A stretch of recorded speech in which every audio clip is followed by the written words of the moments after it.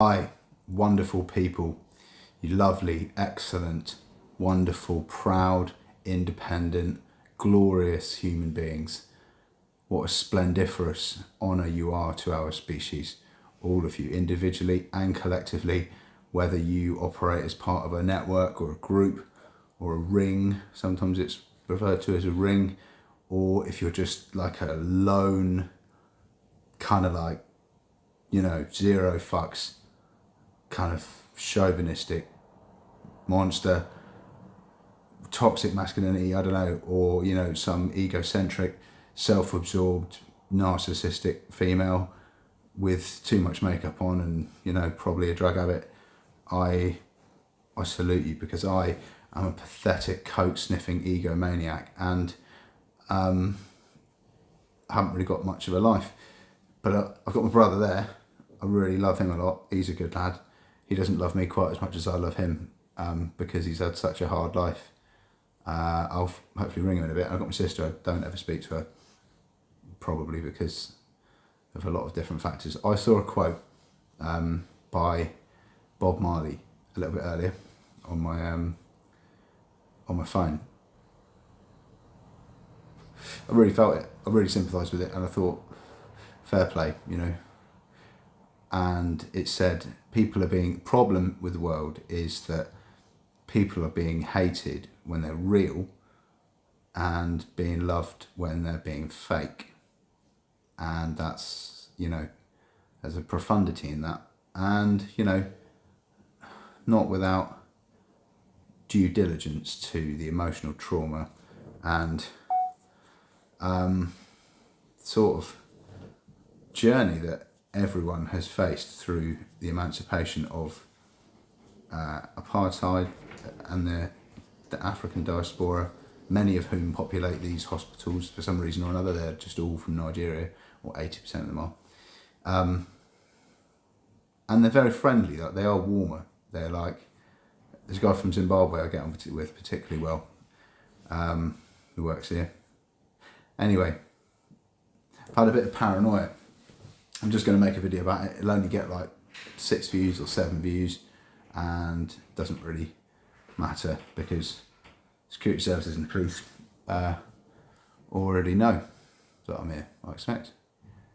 Anyway, a few weeks ago we went to the cinema with another one of the very affable, amiable professional support workers who's always very polite and dignified. We went to the cinema to go and see Mission Impossible Final Reckoning, or whatever it's called, all about AI taking over the world. Yeah, good film, go and see it.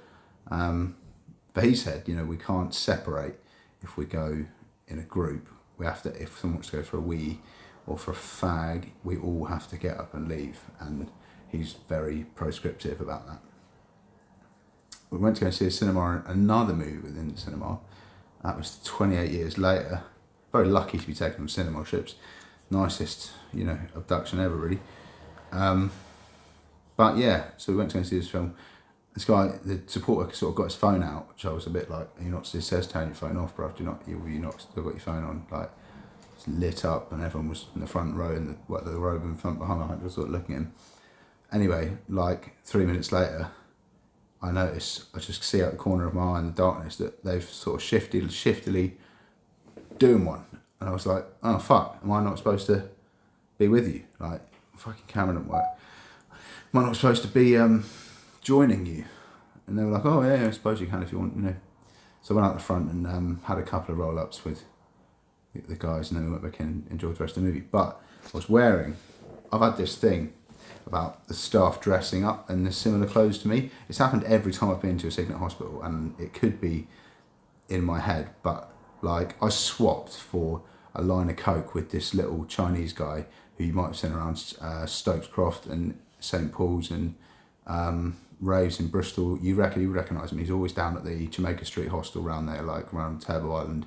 Little Chinese guy with like a bong and a fucking big baggy coat on, asking you for a quid and the best. You know the guy I mean. Like, if you're from Bristol, if you know Big Jeff, the big issue seller, this little guy, you would have seen him, little Chinese guy, very friendly, always wants a bit of money, and he's always happy to have a bit of blow. Anyway, he came up to me one time with this tracksuit full Nike, black and white Nike tracksuit. Someone just nicked. He's like, "Yo, bro, do you want to buy this?"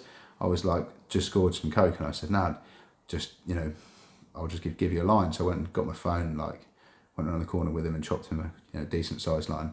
He was like, "That's good coke, man." And it was all right. So we and he gave me this top. I got sectioned. I think that was in like 2020 or something, and I got sectioned like a few weeks later. I was wearing it in Signet Taunton. At one point, there was like, I'm not making this up, 6 guys with like not exactly the same. It was like, I had white bits that went down the sleeves and it said Nike on it. I don't normally wear nylon sportswear. I don't wear like brands. I bought myself a couple of pairs of Air Max shoes, which is like totally out of character for me. I'm like a 50 quid pair of skate shoes kind of guy. But I did buy these because I thought they were nice than wearing black shoes all the time. And they're just like a sort of comfy pair of white Nikes.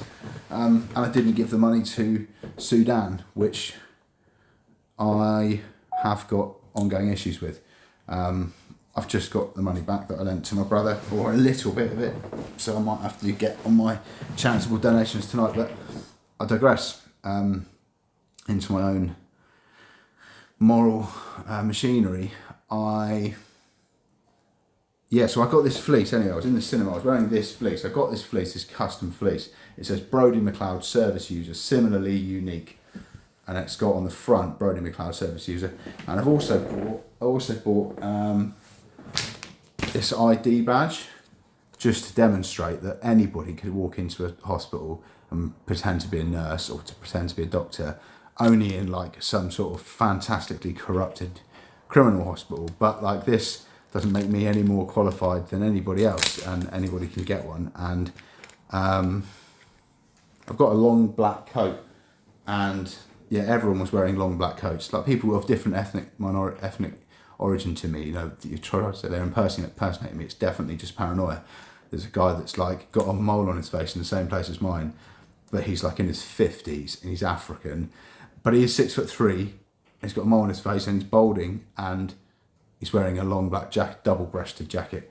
And if you tried to say this guy's impersonating me, you would be laughed out of the fucking courtroom or the phone call or whatever. Like, no one's going to take that as an allegation, and I'm not making that as an allegation, but it's just a bizarre coincidence. Everyone dresses like me. Anyway, I have asked to see my medical legal scrutiny on a screen, and they've just denied it, which is, sorry, that came out completely wrong. I've asked for a copy of my medical legal scrutiny. It's a very important document. If you I can't be bothered. I've made videos all about it. Like, if you ask AI if medical legal scrutiny isn't in place with a Section 3 or Section 2, is there a chance it could be unlawful? And it says yes, definitely it could be unlawful. So I might be unlawfully detained, I don't know. I've tried to speak to about 15 solicitors. None of them will touch it with a barge pole. One solicitor, who I won't name, said she would get a legal help form, and she would come and investigate, but only with the caveat that if I was unlawfully detained, she wasn't going to do anything about it. I'm going to have a little change of scenery. Someone's going to knock on that door in a minute, and I don't want them to be audible or visible. There you go. Much better. So anyway, as I was saying, I was wearing that fleece when I was in the cinema, and these guys sort of tried to just snip off, and I had to kind of like chase after them and go out and say, "Don't leave me here." I reckon what they were hoping, my paranoia said what they were hoping is that I'd ring up and say I was at Signet Stoke, and they would say, "Nah, he's not," and he's wearing a fleece and a fake ID that says service user, everyone is similarly unique. And because I was wearing this fleece and that, I've got a camo rucksack. For years I tried to pursue investigations into the deaths of my parents and bad things that I thought were happening to my brother and people that did awful things to me, and I used to carry like evidence around in a big 70-litre rucksack like a marine, like every day. And when I put this rucksack on down at the other ward, they were like, "No, you can't wear it," you know what I mean, because I was the only one with it. So if I could say I'm the one wearing a pixel camo rucksack, when I came here, there's 2 guys that go fishing all the time, and yeah, so they both have pixel camo rucksacks. Bizarre, but and they haven't said anything about me wearing it this way, but I used to keep this in it. This was one of the most valuable documents in the world, actually. You wouldn't believe that, but to me it is. It's my mum's certificate of naturalisation, which has got her name spelt wrong on it. It was issued when she had her identity stolen, and it's spelt Avanando, like Nando's the chicken bar, like Avanando's. And I sent that to the banks 10 times by recorded delivery, along with her death certificate and her marriage certificate. Banks have got a very special person specification system. If you're trying to act as personal representative to somebody's accounts, then they make sure that the person is deceased and that all the documents corroborate and are of regulatory and verified legitimacy. And they just pretended they lost it 10 times. This was all over my YouTube channel, Brody McLeod 888, and I had a whole YouTube playlist of phone calls with these banks who were giving me thousands of pounds, giving me about 2 or 3 grand in compensation, but they lost it 10 times. It was Lloyds, Santander, Halifax, NatWest, and one more. Lloyds, Santander, Halifax, NatWest. Fuck off. And they lost it 10 times in total. My mum's death certificate and the marriage certificate, because the person that this is like a birth certificate represents is different from the person who sadly passed away. She was married off before she passed away, so she had a different name, and they say she lived at a different address, and it was all very complicated. I won't go into it. A law school, a criminology A-level student could have solved that case, but the police weren't very receptive to it. I did try a lot of times. Anyway, I used to carry a rucksack around with loads of evidence, but I don't anymore. I stopped at the end of 2023. So I just thought I'd spent 10 months in hospital, and they wouldn't give me my section papers either, and I was really suspicious about what was going on. But yeah, so had this thing in the cinema. Then we had this thing the other day in a bus stop where they went for a walk. They said, we're going to go for a beach walk and a coffee. One of the guys was like, can we go to the pink shop? So just around the corner, if you walk, you can walk straight to the beach through the hospital, or you can go round the block and you can go by this Arthur's Mart shop, Royal Oak Stores it's called. It says Arthur's Mart on the receipts. So I was like, yeah, cool. And we all ambled around the corner on this sunny afternoon. Everyone went in the shop and bought themselves a drink, and they crossed over the street to the bus shelter, started having a fag. And I was like, I'm just going to stick to my vape, don't need to try not to smoke cigarettes. And sort of 10 minutes went by and we sat there, so fair enough. Do you want another one then? And then like sort of 20 minutes, 30 minutes, these guys have had about 6 cigarettes each. There's like 7 or 8 of them. And I was like, well, what's going on here then? Why are they just chain smoking in the bus stop for half an hour? And I was like, can we get a move on? And they were like, so arming and ahhing and like not really being very... and then the bus arrived, and as soon as the bus arrived, they were like, right, yep, cool, let's go. And then we walked around and had another fag at another shelter for ages, and then had another fag on a bench on the way up the hill. I mentioned it in another video. I thought somebody had me Google password and they were going to log somebody into a Google on an out of phone on that bus, make me disappear. A bit like if I was wearing a fleece that says service user, they could just say, no, he's never been here. He's nothing to do with us. And they knew that I was skint at the time as well, so I would have just been fucked on the streets of Weston. And when we got to the coffee shop, the guy was like, oh, do you know what? I've forgotten the company card, so we can't get any coffees. So you won't have like a takeout coffee mug to be able to like come back and make one of your shitty little videos that gets 10 views that no fucker watches except for your enemies, and have coffee, so, or take a selfie with a fucking cup of coffee or whatever, corroborating paper trail. So we never went for a coffee, and we didn't go for a walk on the beach either, because I would have got sand, not in these shoes, but in my other shoes.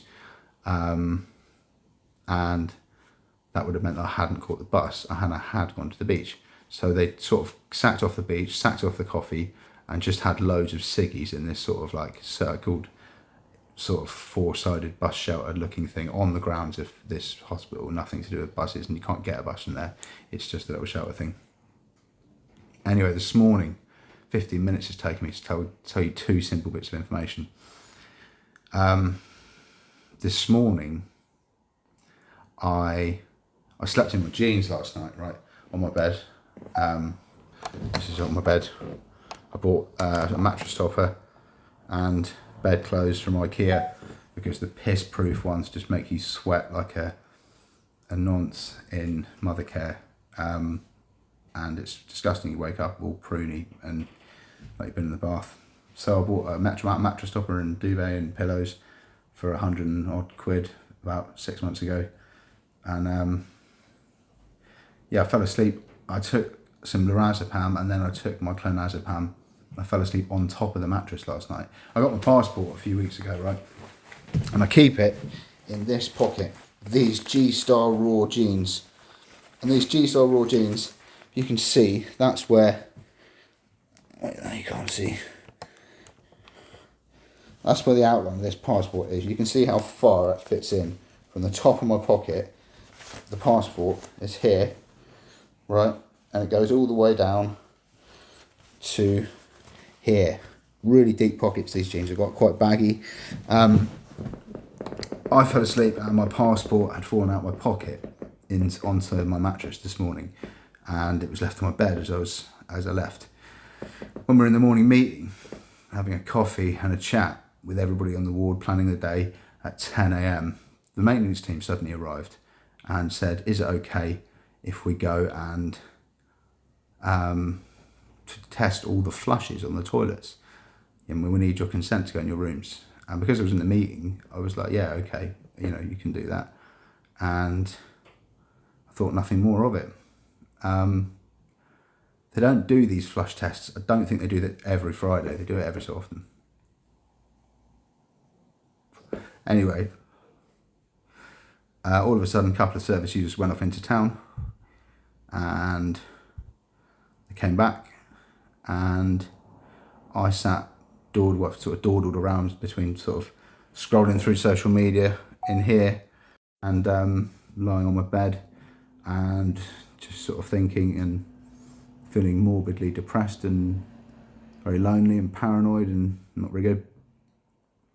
But I was sat having a coffee on this sofa downstairs, right? And I had run out of coffee. I went to get another coffee. And I was sat on the sofa and I got up. When I came back, the passport was just on the chair that I'd been sat on, right? So it was just like sat on the chair. There's no way from this pair of jeans, move the camera back a little bit, there's no way that this pair of jeans, this is going to fall out onto kind of here from my jeans. Like, I keep it in my pocket every single day. Like, the gold has come off of it because I keep it in my pocket every single day. It's brand new. I got it like 3 months ago. I got a new driving license as well. And so I was kind of like, has someone just pinched my passport? Like, I don't think the maintenance staff are going to pinch my passport. They've got no motives to do that. I don't think the service users would either. Like, they're all pretty sound. Like, they haven't really, But this dude who went into town had got his hair cut, and I'll show you just the picture because I can't show you any personally identifiable information. Here's the picture of me. I've got a beard. It's a picture of me, not clean shaven, but with a beard.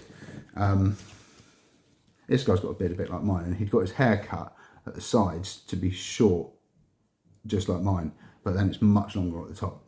He came back in after lunch and offered me some chicken, like, takeaway, quite ominously. And when we were having tea, he wouldn't eat with us. He just had like a sandwich and did his own thing. And I was a bit went out on this walk. And just going to be open and honest, I'm just really paranoid. I phoned up the passport office. I Googled it and found out with AI what I could, has somebody use my passport to open an account or book tickets somewhere or verify themselves online as me, or I don't know. But I know I left my passport fell out of my pocket last night because I do remember seeing it on the bed this morning and just absent-mindedly not putting it back into my pocket. And then when I was on the sofa, I just went out to get a cup of coffee, took 2 minutes, and when it came back to the seat I'd just been sat in, this was just on the sofa. And there's just no way, I'm like 99% certain that that hasn't fallen out of these G-Star Raw deep pocketed jeans, because I carry it every day and it never, ever, it's never fallen out, do you know what I mean?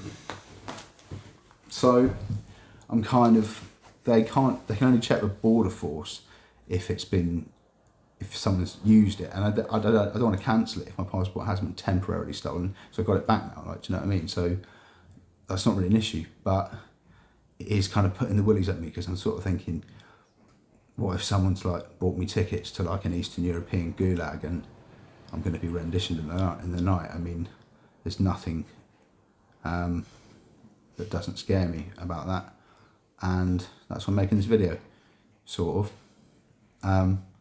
You know, there was the cinema thing, then there was the bus riding thing. I made a little bit of fuss about this bus ticket thing. Yeah, that was the obs guy. Yeah, so when I was at the cinema, I was wearing this ID and a ridiculous custom fleece, so that I bought it just to sort of bring a smile to the staff, because they could say I'm dressing as them rather than them being dressing as me, which is sort of my perception of what was happening. And anyway, now I've phoned the passport office. It's still valid, it hasn't been cancelled, but they can't tell if it's been used to verify anything.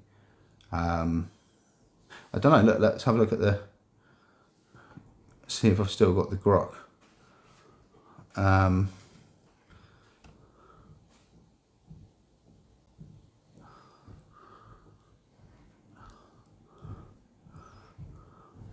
So I said, oh God, it's really long. I'm currently detained under Section 3 of the Mental Health Act at Signet Q Stoke Hospital, Weston-super-Mare. I always keep my new passport in my right pocket, which is really big on the only 2 pairs of jeans I wear every day. Earlier at the 10 o'clock meeting, maintenance staff asked to enter my room to check the flush on the toilet. I consented.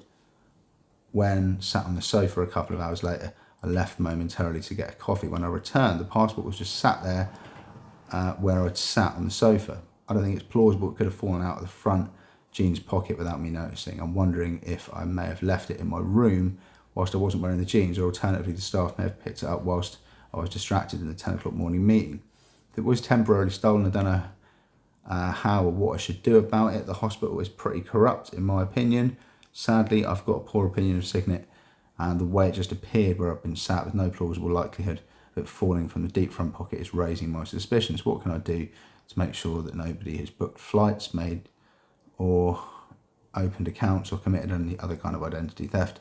I know it sounds a little circumspect, but there's just no way that passport dropped out of my jeans by accident. Who should I contact? What should I do? I don't want to deregister. I don't want to register it as stolen, as I have it safe in my possession. But for a brief window, I think it did disappear. It gave me a whole load of advice and told me to phone the passport office and give me a phone number. There it is. I phoned them up. They said hello. The guy said on the phone at the passport office, right, that guy said on the phone that I'll use the app on my phone. I've got this app you can use to scan the chip on the passport. And he was like, really? What, you've got an app on your phone that will read passport? And I was like, yeah. It's a Scottish guy, Gareth his name was. Answered really quickly, didn't have to wait on hold for a long time. And yeah, he said it was surprising to him. He'd never noticed. He'd never known anybody to be able to scan the passport and use the chip on the passport. He said, it's going to get all your information, isn't it? And I was like, yeah. I just couldn't believe someone at the passport office didn't know these things existed. Anyway, I'm just really worried that I'm going to, something bad's going to happen. I'm not accusing anybody of anything. I just don't think my passport, I would have noticed if I was like sat on it and it was there. And yeah, I I could call the police, I suppose, but it would be a bit like 101 would probably not be particularly interested.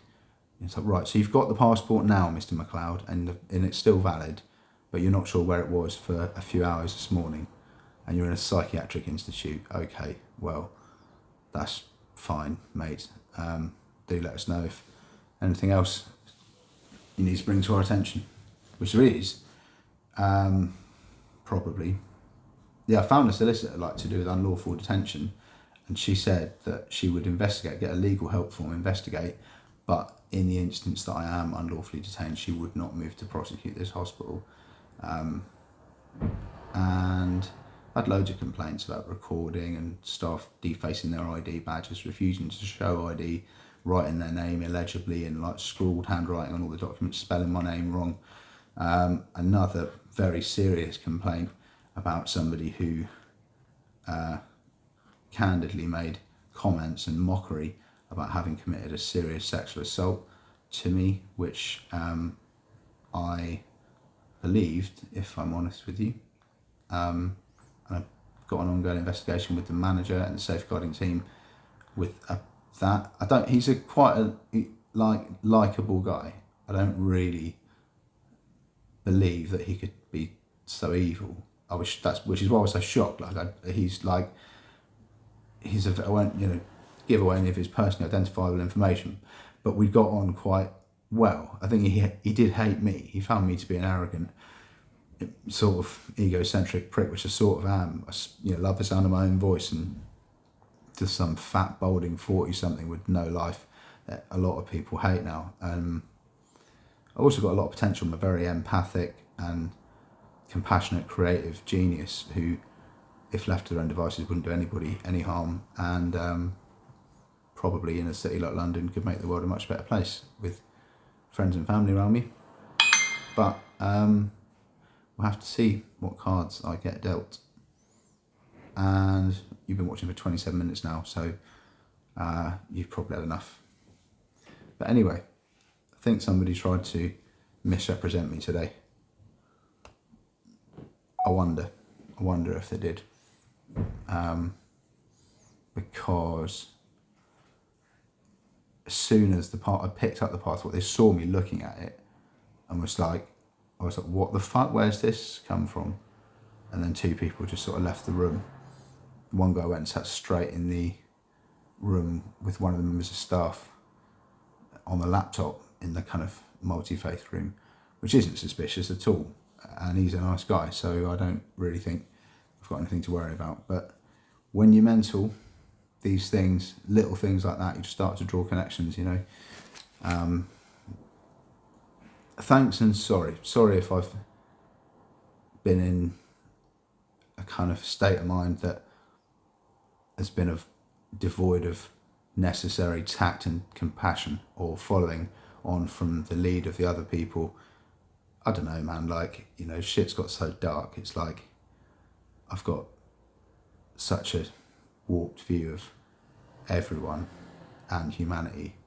I'm not proud of myself. Of course I feel ashamed about, the way things have turned out. Of course I do, Of course I do. I can't not. This is what I was saying the other day, I don't want to feel like any more of a cunt than I already do. I do feel like a cunt, and the thing is that I'm not one. And actually the people who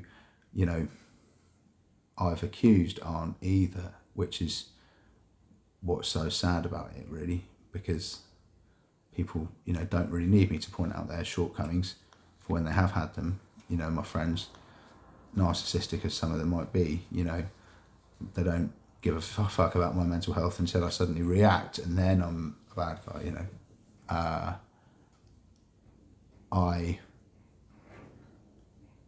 I can't justify or sanctify.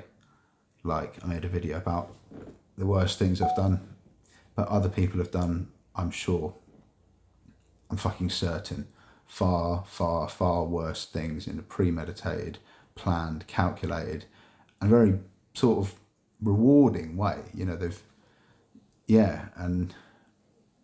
the staff in this hospital get paid a fortune. Consultant psychiatrists get like 150 grand a year, and they won't let me. This changes everything. Thanks for that, Mr. Brand. I'll be sure to watch that if the Wi-Fi network lets me. Yeah, I just don't think that. I